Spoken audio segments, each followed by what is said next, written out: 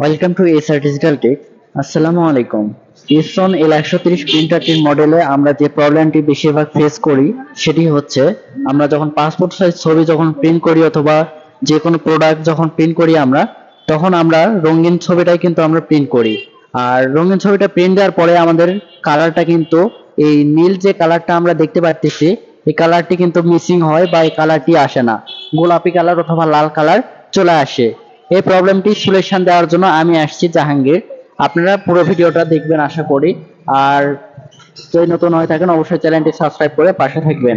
আর Epson L130 এর যে কোনো প্রবলেম যদি আপনারা খুঁজে পান বা এই যে কোনো সমস্যা হয় যদি না চালাইতে পারেন তাহলে আমার ইনবক্সে কমেন্ট করবেন, আমি অবশ্যই রিপ্লাই দেবো এবং নতুন ভিডিও নিয়ে আসার চেষ্টা করব।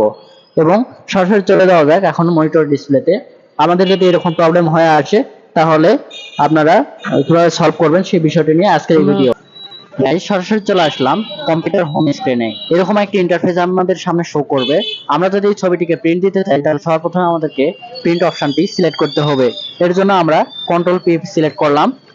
কন্ট্রোল পি সিলেক্ট করার পরে এরকম একটা ইন্টারফেস আমাদের সামনে শো করতেছে। আমরা যেটি করব সবসময় স্কেল টু বিট মিডিয়া অপশনটিতে আমরা ক্লিক দিব, তাহলে পুরো ছবিটা আমাদের এরকম ভাবে দেখাবে। আর আমরা নেক্সট অপশনটি প্রিন্ট অপশনে ক্লিক করব, তারপরেই হচ্ছে প্রিন্টার নেম। প্রিন্টার নেমটা আমরা সিলেক্ট করব যে প্রিন্টারটি আমরা প্রিন্ট দিব। আমাদের যেহেতু Epson L130 এই মডেলটি সেটা এটা আমরা সিলেক্ট করলাম। সিলেক্ট করার পরে আমরা প্রপার্টিজ অপশনটা আছে এখানে আমরা ক্লিক করব। ক্লিক করার পর আপনারা যে সাইজে প্রিন্ট দিবেন সেই সাইজটা আপনারা সিলেক্ট করবেন। তারপরে যে অপশনটি একটু ভালো প্রিন্ট দেওয়ার জন্য সবসময় প্রিমিয়াম গ্লসি এই অপশনটি আপনারা সিলেক্ট করবেন, তাহলে একটা কোয়ালিটি ফুল একটা ইমেজ পাবেন বা ফটো পাবেন। তারপর নেক্সট অপশন যে আমাদের আছে যেটি সবচেয়ে ভিডিওর মূল আকর্ষণ ছিল সেটি হচ্ছে আমাদের কালার ডিসকালার হয়ে গেলে কিভাবে আমরা সলভ করব। এর জন্য এই অপশনটি থেকে আমরা সলভ করব। নেক্সট অপশন যেটি আছে মোর অপশন থেকে আমাদের কোনো কাজ নাই। তারপর নেক্সট অপশন যে আছে মেইনটেনেন্স নামে একটি অপশন আছে, অপশনটিতে আমরা ক্লিক দিব।